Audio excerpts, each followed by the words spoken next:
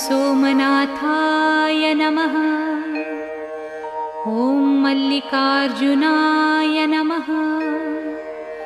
ॐ महाकालेश्वराय नमः।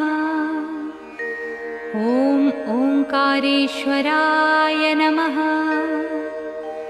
ॐ वैद्यनाथाय नमः। ॐ भीमशंकराय नमः। ॐ रामेश्वराय नमः। ॐ नागेश्वराय नमः। ॐ विश्वेश्वराय नमः।